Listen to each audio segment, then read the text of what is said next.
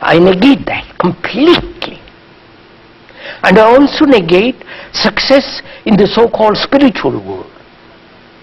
Oh yes, quite the temptation. Both are the same. Only I call this spiritual and I call that physical, mundane. So, in negating success, achievement, there comes an energy. Through negation, there is a tremendous energy to act totally differently, which is not in the field of success, in the field of imitation, conformity and all that.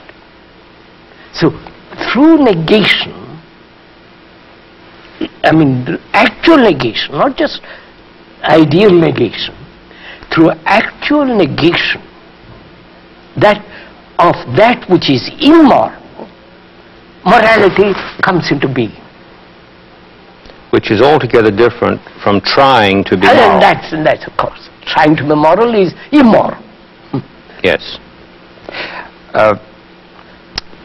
May I try to go into this another step? Yes. At least it would be a step for me. There's something that I intuit here as a double aspect to this negation. I'd like very much to see whether this is concurrent with your own feeling about this. I was going to say statement, and I stopped myself.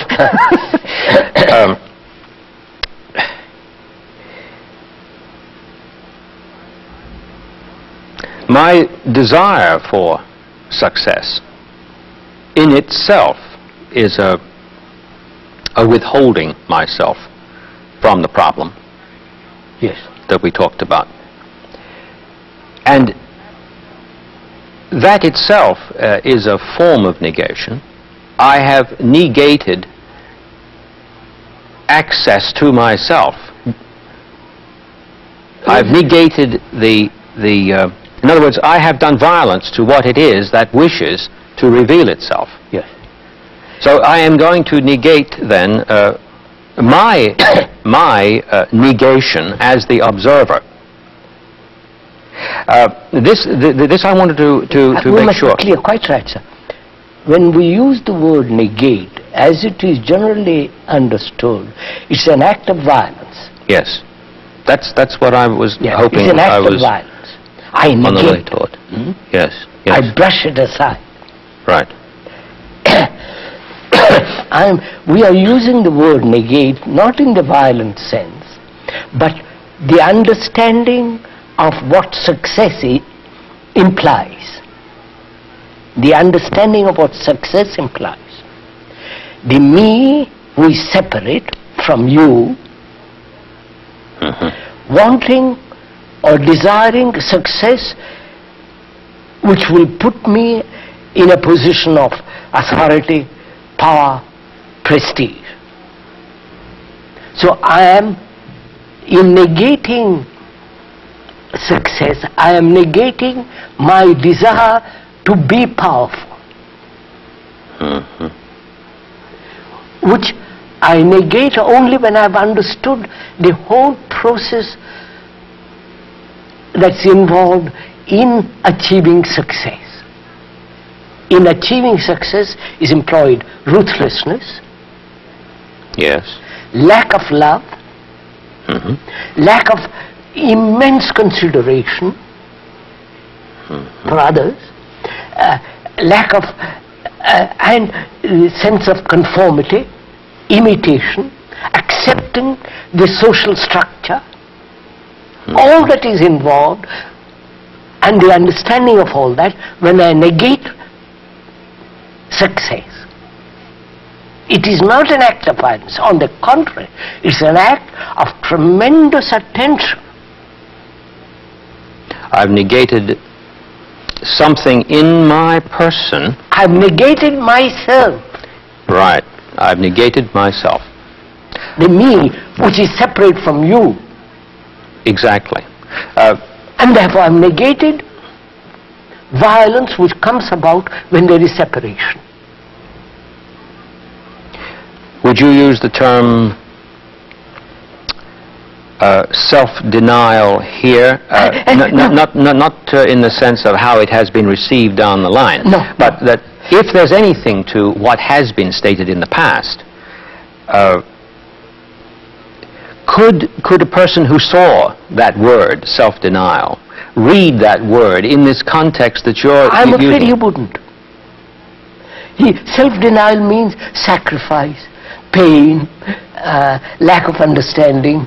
But if he heard what you're saying... Then why use another word when you have understood this thing? Well, maybe he'd want to communicate with someone. I would say, but change the word so that we both understand the meaning of self-denial. I mean, all the religions have based their action on self-denial. Sacrifice. Deny your desire. Deny your looking at a woman, or deny your riches. Take a vow to poverty. You know, all the vow of poverty, vow of celibacy and so on. All those are all a kind of punishment. A distorting of a clear perception. If I see something clearly, the action is immediate.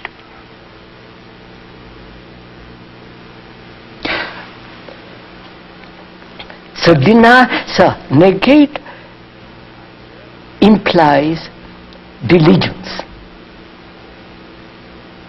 The word, diligence means giving complete attention to the fact of success. We are taking that word. Giving my whole attention to success, in that attention, the whole map of success is revealed. With all its horrors. With all the things involved in it. And it is only then the seeing is the doing. And then it's finished. And the mind can never revert to success. And therefore become bitter, all the things that follow. What you're saying, I take it, is that once this happens, it's finished. There is no reversion. Of course not. Take for instance, sir.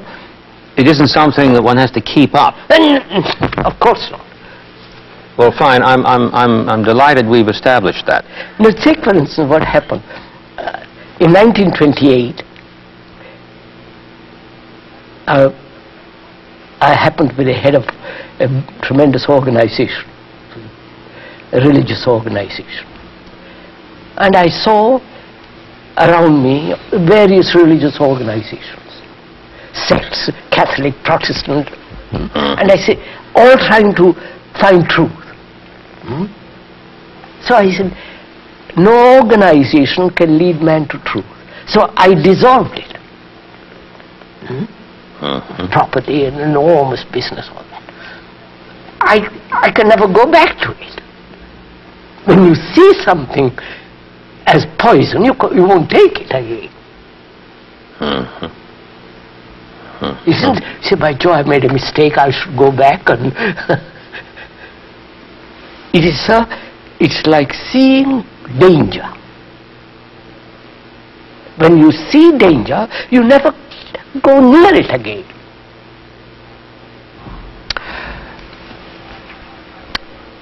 I hope I won't annoy you by talking about words here again, but you know, so many of the things that you say cast a light on common terms which, for me at least, illuminate them. They sound altogether different from the way they used to be heard.